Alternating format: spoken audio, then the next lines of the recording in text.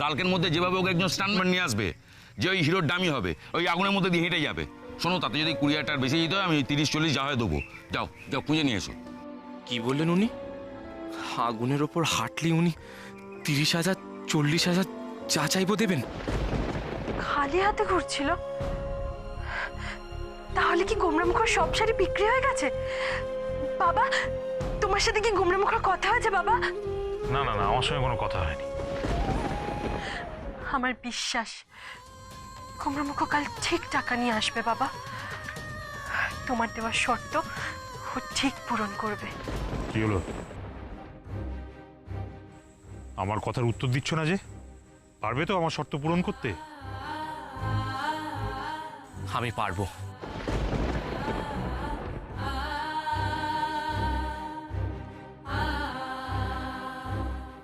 আমি আপনাকে কথা দিলাম, কাল রাতের মধ্যে আপনার পারমিশন নিয়ে আমি রাধাকে কলকাতা ফিরিয়ে নিয়ে যাব। আমি আসছি।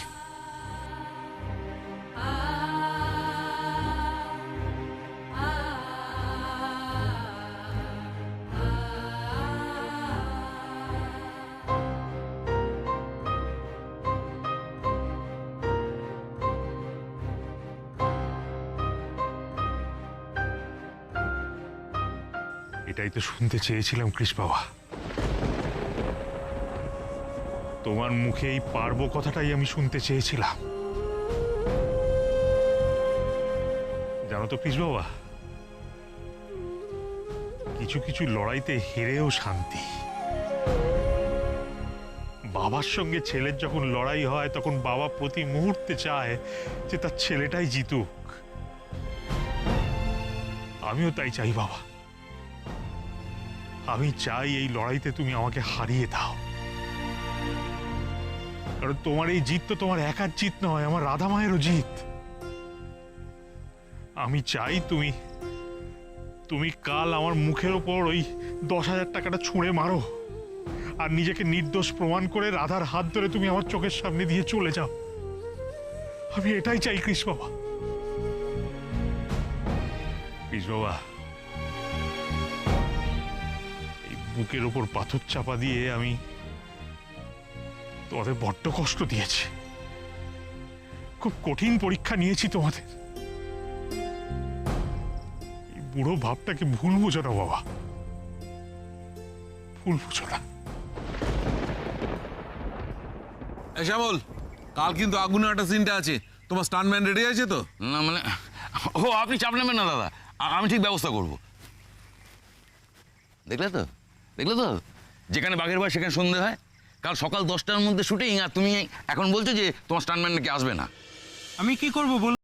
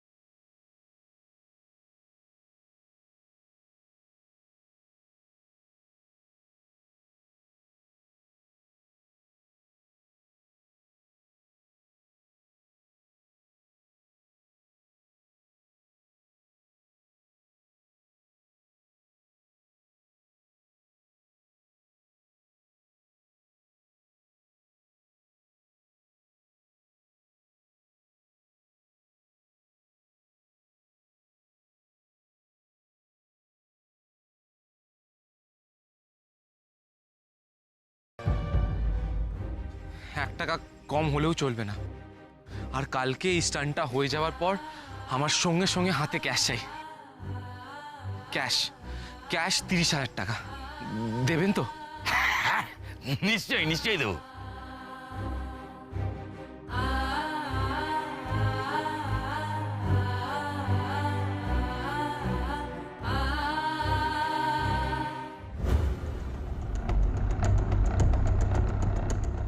আমি আমি রাধাকে বিষ মেশানো জল দিইনি স্যার।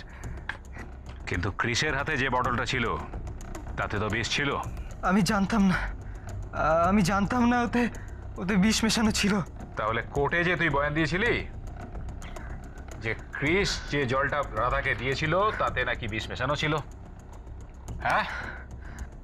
ক্রিস তোকে বটলটা রাখতে দিয়েছিল, বলেছিল প্রয়োজনে চেয়ে নেবো। হ্যাঁ, না মানে দেখ, আমি এসব মানে ফানে না কিছু জানতে চাই না।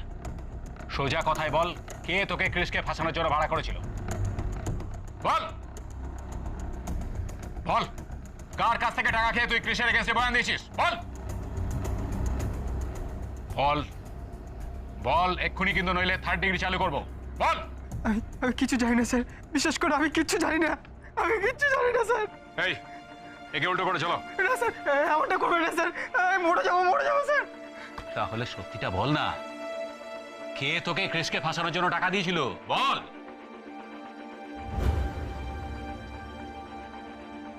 বিশেষ করে স্যার, আমি তার মুখ দেখিনি। সে একটা কালো চাদরে মুখ ঢেকে আমার সঙ্গে দেখা করতে এসেছিল কাটোয়ায় পয়লা বৈশাখের ফাংশনের পর। এসে আমায় বেশ কিছু টাকা দিয়ে বলল আমি যেন রাধার বর ক্রিস ব্যানার্জির বিরুদ্ধে কোর্টে গিয়ে বয়ান দিই আর বলি ওই রাধাকে বিষ মেশানো জল দিয়েছে। যে তোকে টাকাটা দিয়েছিল তার নামটা বল হারু। আমি সত্যি বলছি, আমি তার নাম ঠিকানা কিচ্ছু জানি না, মুখটা পর্যন্ত দেখতে পাইনি। একবারই তার সঙ্গে দেখা হয়েছে, আর যোগাযোগ হয়নি। শুধু একটা কথাই বলতে পারি স্যার, সে ছেলে নয়, সে মহিলা।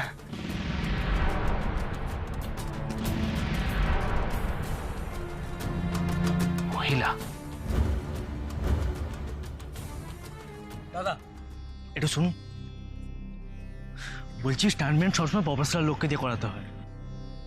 এরকম এলি তেলি যে কেউ এলো তাকে দিয়ে করানোকে ঠিক হবে? তা কি করবো, উপায় নেই যে। আরে বাবা, অনেক টাকা খরচ হয়ে গেছে, প্রডিউসারকে জবাব কি দেবো? আচ্ছা দাঁড়া দেখি, আয়। ও ভাই, বলছি কাজটা করতে পারবে তো? হ্যাঁ দাদা, আমি পারবো। আমি আপনাদের কোনো রকম বিপদে ফেলবো না, কাজটা আমার দরকার। কাজটা তোমার দরকার, আমাদের স্টান্টম্যান দরকার। তা কি গো, তুমি কনফিডেন্ট তো? মানে কাজটা পারবে তো? স্টান্ট দেওয়ার সময় ভয় টয় পেয়ে যাবে না তো? না না দাদা, আমি যখন বলেছি তখন আমি করব। কিরে, ফাইনাল করে দিই? হ্যাঁ করে দাও। তা ও ভাই, বলছি যে তোমার নামটা কি? আমার নাম ক্রিস। ক্রিস?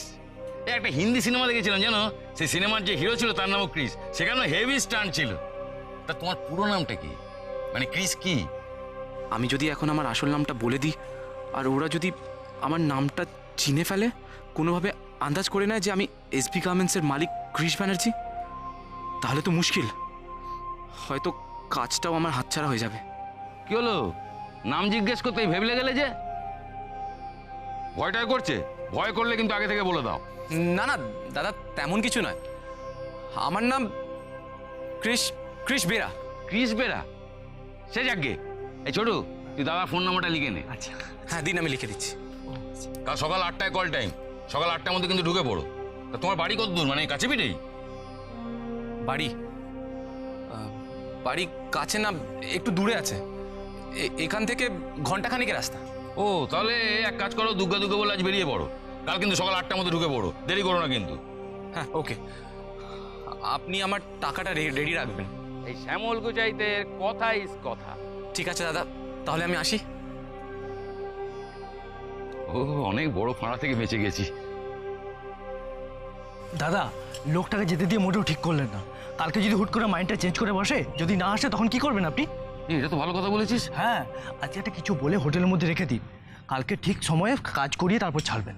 ঠিক আছে, তুই এক কাজ কর, তাড়াতাড়ি ছোটটাকে ডেকে নিয়ে আয়। হ্যাঁ দাদা, কিস দা, ও দাদা। হ্যাঁ কি হলো? বলছি যে তুমি তো বলে তোমার বাড়ি অনেক দূরে, তা তুমি এখন বাড়ি যাবে, আবার কাল সকালবেলা আসবে, তখন তোমারই যাবে। তার থেকে এক কাজ করো না, তুমি আমাদের সঙ্গে আজকে হোটেলে থেকে যাও। তোমাকে পেলে আমরা ওই রিহার্সালটা একটু করে নিতে পারবো। এত রাতে কি গাছতলায় ফিরে গিয়ে রাধা দেখা পাবো আমি? তার চেয়ে এদের সঙ্গে থাকলে ফোনটা চার্জ দিয়ে রাধাকে ফোন করতে পারবো। তাছাড়া আমি চলে গেলে যদি ওরা আমার জায়গা অন্য কাউকে নিয়ে নেয়? কি ভাবছো ভাই? আমাদের এখানে এসি হোটেল আছে, চমৎকার খাওয়া দাওয়ার ব্যবস্থা আছে, কোনো অসুবিধা হবে না, তুমি থেকে যাও। ঠিক আছে, আমি থাকবো। এই তো ফার্স্ট ক্লাস। এই ছোট, দাদার জন্য একটা ভালো চা বল। আচ্ছা না না দাদা, আমি চা খাই না। ঠিক আছে, তাহলে ঠান্ডা বলে দিই। আর হ্যাঁ দাদা, রাতে ওই মাটন মিল বলে দিই। না না দাদা, অত কিছু দরকার নেই, ও যা হয় আমি খেয়ে নেবো। আপনি শুধু আমার জন্য একটা চার্জারের ব্যবস্থা করে দেবেন।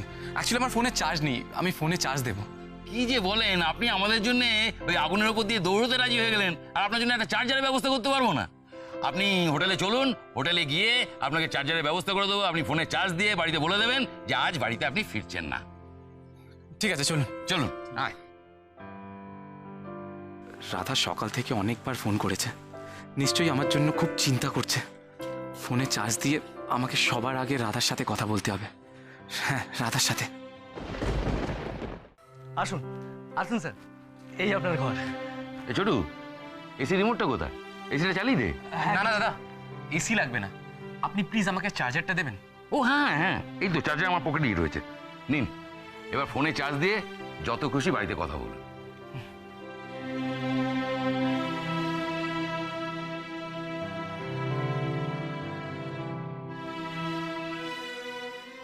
বাড়িতে বউ আছে নিশ্চয়ই?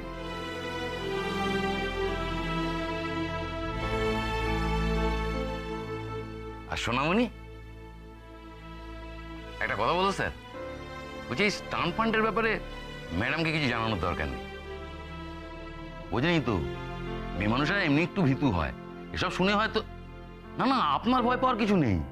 আপনি চিন্তা করবেন না শ্যামলবাবু, সিচুয়েশন যাই হোক না কেন আমি কাল স্টান্টটা করব। আপনি শুধু ওই 30,000 টাকা ক্যাশটা রেডি রাখবেন। দাদা, ভদ্রলোকের এক কথা, একবার যখন বলেছি ক্যাশটা রেডি রাখবো তো ক্যাশটা রেডি রাখবো। আপনি একদম টেনশন করবেন না, নিশ্চিন্তে ঘুমিয়ে পড়ুন। কাল সকালে শুটিংয়ে দেখা হচ্ছে আপনার সাথে। শুনুন, নার্ভাস হওয়ার ভয় পাওয়ার কিচ্ছু নেই। একটা কথা মনে রাখবেন স্যার, কাজটা ছোট কিন্তু খুব সম্মানের। একবার যদি স্টান্টম্যান হিসেবে আপনার নাম হয়ে যায় না, তারপর তো শুধু টাকাই আর টাকা। আজ 30,000 তো কাল 50,000, কাল 50,000 তো পরশু 1 লাখ। বুঝতেই তো পারছেন। ছোটু, বসের খাবারটা ঘরে পাঠিয়ে দে। আচ্ছা আসি বস, গুড নাইট। Good night. চল ছোটু।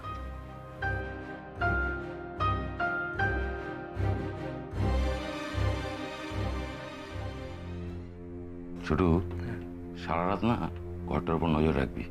বলা যায় না, ফাইট মাস্টারকে যা ভয় দেখিয়েছে, মাঝরাতে ভেঙেও পড়তে পারে। না না, আমি সারাতেই নজর রাখবো। দরকার হলে মাঝরাতে এসে বাড়ি থেকে ছিটকি লাগিয়ে দেবো। বাচ্চা তখন কালকে টের পাবে। আগুনের উপর দিয়ে হাঁটা, চারটিখানি কথা নাকি, হেভি রিক্স। জানি তো। শোন, সেই জন্য না কাল সকালবেলা আমাকে মনে করাবি, শরীরটাকে দিয়ে একটা ওই বন্ড পেপারে সাইন করাতে হবে। তাতে লেখা থাকবে যে স্টান্ট দেখাতে গিয়ে আমার যদি কোনো রকম অ্যাক্সিডেন্ট বা প্রাণহানি ঘটে, তার জন্য শুটিং পার্টি কোনোভাবেই দায়ী থাকবে না।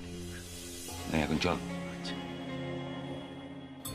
ও মা গো, ও আর পারি না বাবা, খাটতে খাটতে খাটতে খাটতে প্রাণ আমার অতিষ্ঠ হয়ে গেল। ও বাড়িতে 3-3খানা দুমসি মেয়ে আছে, অথচ মাকে সাহায্য করার বেলা কেউ নেই।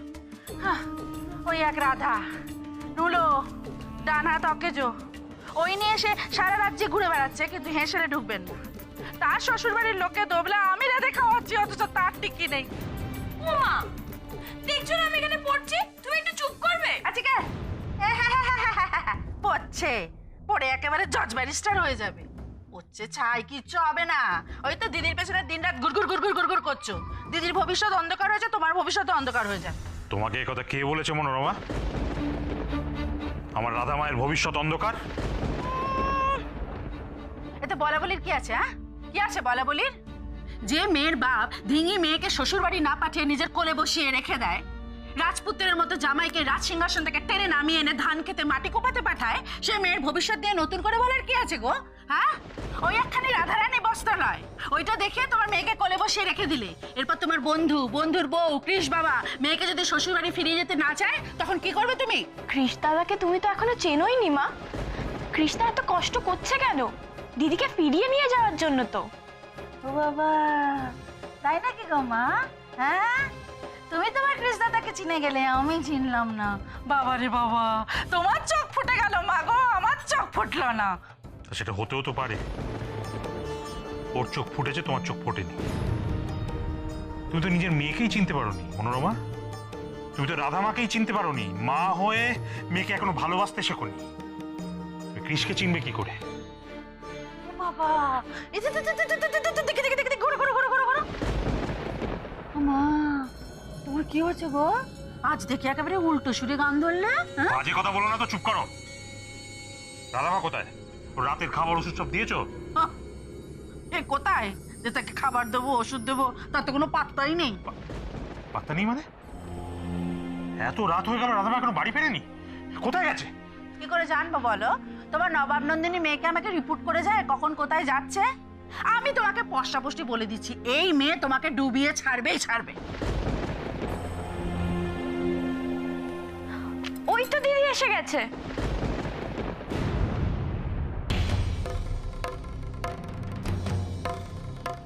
রাধামা, কোথায় গিয়েছিলি তুই এত রাতে? কি হলো, চুপ করে আছিস কেন? আমার কথার উত্তর দে।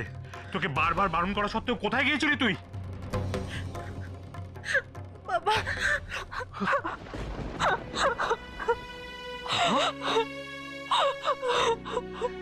কি হলো বাবা, কাঁদছিস কেন? কাঁদছিস কেন মা? কি হয়েছে আমাকে বল। হ্যাঁ, বাবাকে বল, বল বল, কি হয়েছে? কি হয়েছে বাবা? বাবা, কুমড়োমুখ হারিয়ে গেছে বাবা। ওকে ওকে আমি সকাল থেকে ফোনে পাচ্ছি না। ও যেখানে রাত্রিবেলা ঘুমোতে আসে গাছতলে, ওখানেও আজকে আসেনি। ওকে আমি রাস্তাঘাট সব জায়গায় খুঁজে বেরিয়েছি বাবা, ও কোথাও নেই। ওকে আমি কোথাও পাইনি বাবা। এখন আমি কুমড়োমুখকে কোথায় খুঁজে পাবো বাবা? কোথায় খুঁজে পাবো? শান্ত হ। গেছে গেছে, চলে গেছে। আমি বলেছিলাম, আমি 1000 বার বলেছিলাম ওগো করো না, ওই ছেলেকে দিয়ে মাটি কুপিও না, শাড়ি বিক্রি করিও না, বলেছিলাম। চলে গেছে কৃষ বাবা, চলে গেছে।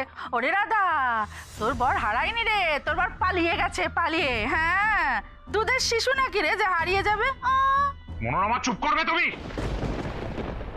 কতবার বলেছি যেটা জানো না সেটা নিয়ে কথা বলবে না। কাঁদিস না মা, কাঁদিস না। ওরে কৃষ কোথাও হারায়নি, ওকে আমি ফেরার সময় দেখেছি, রাস্তায় দেখেছি।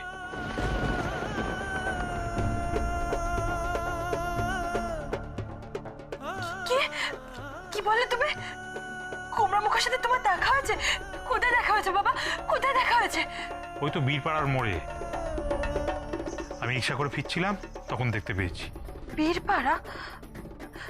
বীরপাড়ায় কুমড়োমুখ কি করতে গেছে? সেটা তো আমি বলতে পারবো না রে মা, তবে দেখলাম খালি হাতে রাস্তা দিয়ে উদ্ভ্রান্তের মতো হাঁটছে।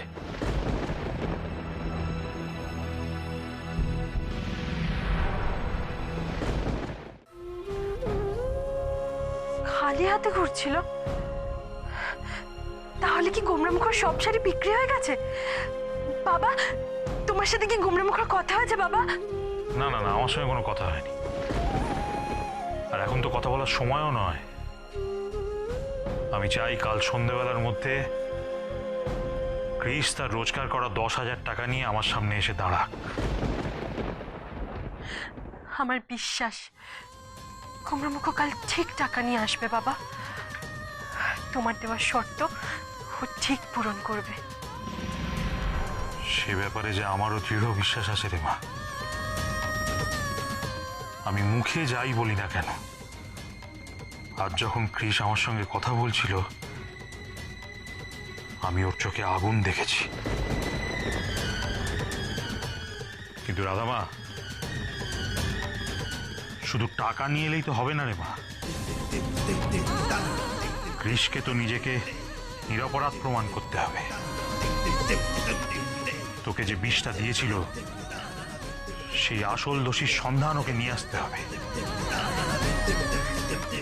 বাবা, আমাকে যে বিষ দিয়েছিল তার নামও তুমি কাল সকালেই জানতে পেরে যাবে, কারণ হারু পুলিশের জালে ধরা পড়েছে। আর আজ রাতের মধ্যেই ওর পেট থেকে আসল অপরাধীর নাম বার করে নেবে গৌরবদা।